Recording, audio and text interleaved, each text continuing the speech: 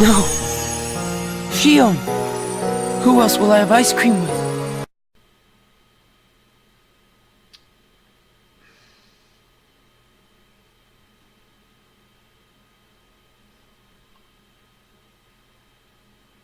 What? Spitting nothing but facts. Fans screaming I'm back. Legendary I'm that. Cooking up a new batch. Hello my fellow Marauders out there. Welcome back to Marauders Reviews, where we've got a few things to talk about today. Mostly about the young adult fiction genre. No! Is it oversaturated? A little bit. Do we have a lot of good properties that come from it? There are. And then we have the less than good ones. And then there's pure trash. But what about the underground market that's from the self-publishing side? Are there any good ones that come from that, from a booktuber perspective, or like a book reader's whole digest sort of thing? Where are the good underground young adult fiction books that aren't part of the mainstream media, like the Harry Potters, the Percy Jacksons, the Maze Runners, the get the fuck out of my face, the selection? Thank you. Where are the good independent listed ones? Well, that's where this episode comes into place, where we're talking about Amanda Hocking's kickoff platform series from the Trylle saga. Well, Trylle Trilogy, if you want to count just the 3 books and not the sister series that we'll be going over in a different season. Enter the world of the Trylle, the celebrated series by internet sensation Amanda Hocking. So, how do we talk about a book that has no visual means? There are less jokes to make about it because it's a book review, and I'm not a booktuber. Well, let's first go over what the plot is.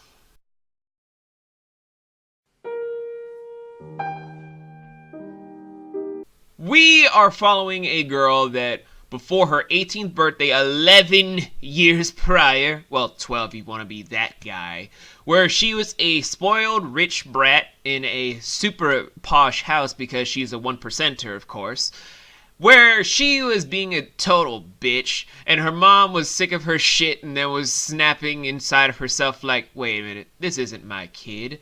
Something's wrong here. I didn't have this come out of my vagina. And then goes off into a whole spiral of, I'm going to kill you. And then people are just like, she's joking. No, she was not joking. She was going to kill that child. She was literally going to kill that child, where she saw the stab mark around her stomach to this exact point of the story. What? Would you believe that by the time she turns 18 and meets a creepy child by the name of Finn, where he does a few red herrings of the "you're not part of this world" trope, and then she has to go back and get things of "you're not my real child" trope, to then get kidnapped one full time and then get saved by the creepy guy, that she learns that she's not actually a part of the normal human world? No surprise! I know, it's shocking to me too. Like that whole thing of, how did we not see this coming? It's not like in the whole plot she said that she had a mysterious ability or something. Oh wait, in the beginning chapter she says that she has the power of persuasion. Very lazy. Very, very lazy. So, our main character by the name of Wendy Everly is then transported into a magical realm ran by the most beautiful of creatures, trolls! What the hell did you just say? Yes, I just said that, yes. Trolls! Because everything needs to be sexy. Vampires are sexy, werewolves are sexy, people in the desert are sexy, bitches that are super all about trying to sell themselves out as hoes for this one guy because he can't get a girlfriend need to be sexy. Why not trolls? Because that's how life works, kids. And then we had to just go over the whole thing in the first book of Switched, where Wendy's just trying to figure out how to balance out this new information of not only is she a troll, but now hold on to your hats, guys. She's one of the most powerful trolls in the whole world, because she's a princess. No one has ever done a plot twist like that before.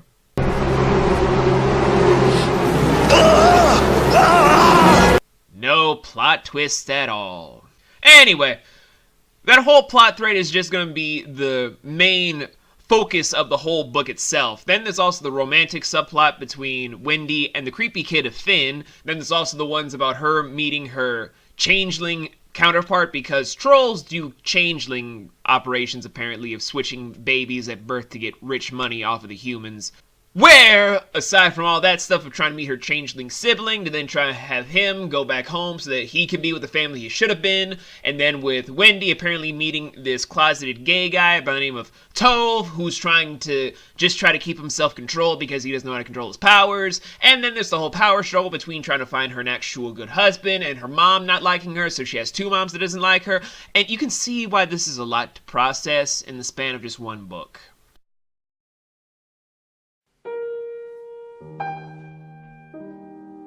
Now, if I were to go over the characters, the first book alone will have me just saying that I hate literally every single troll, and the human cast is so underdeveloped.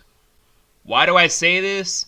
Because, firstly, as a protagonist, Wendy is kind of like a bargain bin Bella Swan. And I say this because she has no real urgency in how she wants to be proactive in the story, because it's mostly just being rebellious, doesn't want to do too much, is in trouble but doesn't want to try and fix the trouble that much, pokes her nose into some stuff to then make the plot happen, so she's a pipe lay as well as a Mary Sue in just one book. The romantic chemistry is kind of off-putting for reasons we'll go into later. And for the most part, as a main protagonist in the first book, she's really not protagonisty. And that's saying a lot because in the age of books that we've had with female protagonists, as well as dating back to myth of one of the greatest female protagonists I could think of Atalanta, who didn't need no man to save her because she was just incredibly badass. It's underwhelming to just read this. I mean, compare it to Katniss Everdeen from the Hunger Games trilogy, Maximum Ride from the Maximum Ride series. Those protagonists, at least in that point, had more urgency for what they tried to do in certain aspects of their story. Hell, I'll even go a step further and say Cody from the Chronicles of Nick series, an incredible young adult series set in the prequel series of a different series, actually stood out more as a kick-ass female protagonist that outdid stuff with the main protagonist of a male character. Wendy has no excuse to be this much of a damsel in distress in her own story, even if she's supposed to be, oh, I'm just a girl, da-da-da-da-da. Because you guys also know, I have a lot of very powerful female people in my life, so my opinion is very, very strong on this. And then there's also Finn, our main love interest for the first book. This guy is a tool. He wants to do his job, and then does his job, and then hates himself for falling in love with the princess. And it's just so mundanely boring in every aspect, because it's like, yeah, we've seen this trope a lot of times. Can you be a lot more inventive? Could you do a little bit more with this? Could you make this a little bit more interesting, a little bit more compelling? Something that we could definitely sink our teeth into instead of just like the will they, won't they trope that every single book series does? Because literally it goes from him being creepy in high school, being the white knight that saves her, but also being the charmer that can just sweep her off the ground on the dance floor, and then just be the stoic guard that's supposed to be bodyguarding her because she's the princess, but also just trying to push her away because he doesn't want to fall in love, but then wants to make out with her because he's in love with her. It's like, dude, we get it. Royalty and commoners don't know how to fall in love. We've had that trope a lot of times. Best example for a lot of modern day people, Titanic. Because everyone wanted to see Kate Winslet get fucked by Leonardo DiCaprio. The trope is dumb, it is stupid, and there's no nuance to it, so it's boring, and it makes Finn's character superfluous. He's a dumbass. And then there's Wendy's mom. Not the human mom, the troll mom. I mean, both moms are terrible. The human mom trying to just kill Wendy because you didn't come out my vagina, so I gotta stab you to death, bitch. That's a little extreme. And then Wendy's mom in just the first book, I know what happens to her in the other books. We'll go into those in different videos. In the first time of the outing, she's just honestly a cruel bitch for no fucking reason. And yeah, you could do the excuse of once you know the story, why she did it. But even though I've read the trilogy, it made no sense for her to be mean to her daughter behind closed doors.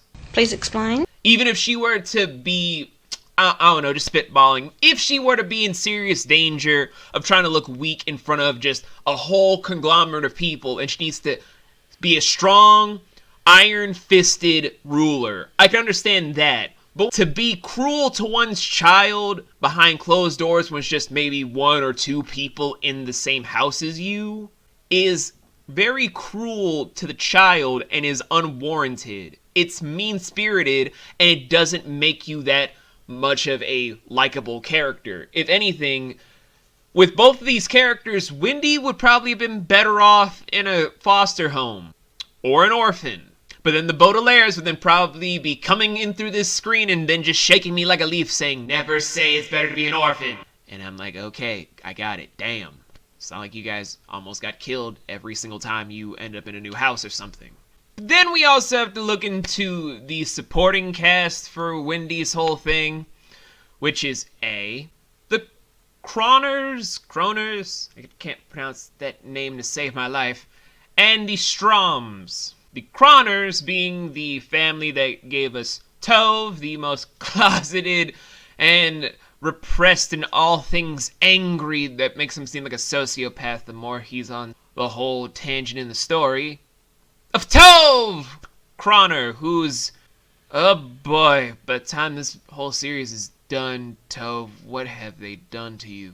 And then, of course, there is Wendy's older best friend of Willa Strom, child of this guy named Garrett.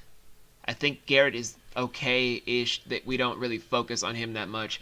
But from just the kids aspect of this family, of both families technically, they are charming, very witty, keep us on our toes, but they have the crime of being so interesting that we wish they were the protagonist instead of Wendy, and that's annoying.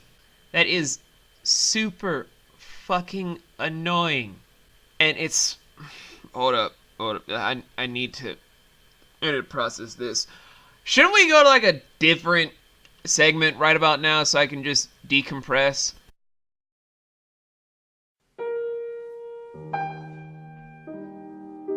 Okay. So, themes. If you guys already have told yourselves after seeing just the title of the book being switched that we're going over today, there are a lot of things I could just say as a blatant analyst about the whole cover, how it says anything about the stuff on the back. But the simplest answer to the theme is kind of the best. Self-identification. Now, I don't mean like just trying to find yourself on a soul-searching journey across the globe that everyone will just be trying to memorize and hail for generations upon generations as they write it down on scrolls once the word-to-mouth sort of method runs dry. No.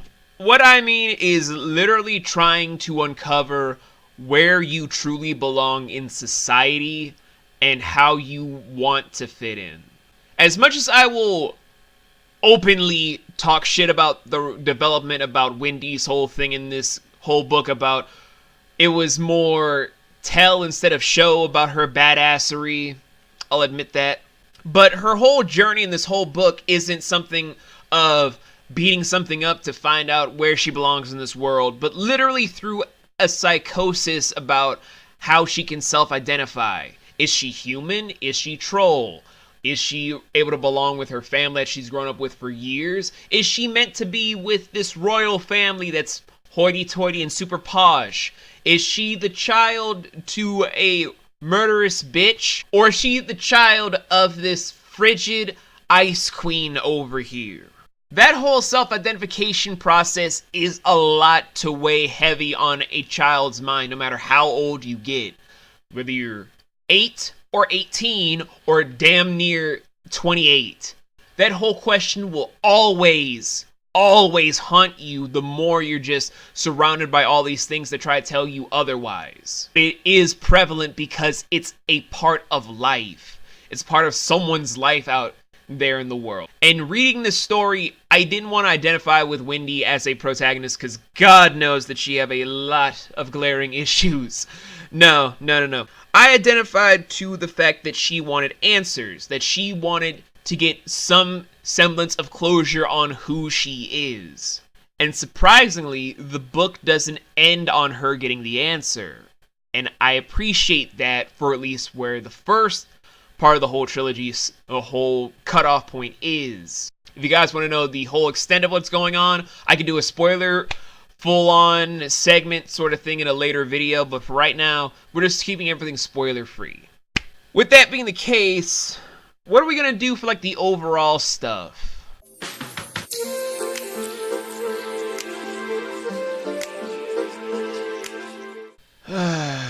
Okay, so how to sum up this whole book?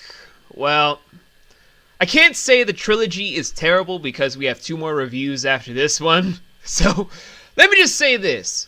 Switched is a problematic start to an overall good trilogy. In comparison to a lot of books that start off good and then end off terribly, you all know the book series I'm talking about. This is actually the best time to start off underwhelming the reader to make the better stories afterwards. Because Wendy does get better. It's just that for her introduction book, there are so many things that could have been done better. The romantic subplot could have been written more compelling, a lot more in-depth with things, as well as certain things that we'll go over in the overall stuff in the 2nd and 3rd book. But as it stands, Switched is kind of one of those mixed bags of, do you want to love it? Do you want to hate it? Where do you want to stand? Just kind of is up to you. But for myself, it's average, you know? It's super average. Which is why I'm just going to leave it at a mixed bag of a 7.2 out of 13 and giving it a C+, and awarding it the, I want to say, Bronze Sugar Bowl. Yeah, let's go with the Bronze Sugar Bowl. It's only reserved for stuff that's not bad, but also not good. It's in that middle of it's passable, I guess. Anyway, that's it for this episode, my fellow Marauders, where the next one is gonna be a bit of a laugh fest. Hope you guys love high school, historical figures, and very wonky humor. You don't fuck with the pyramid and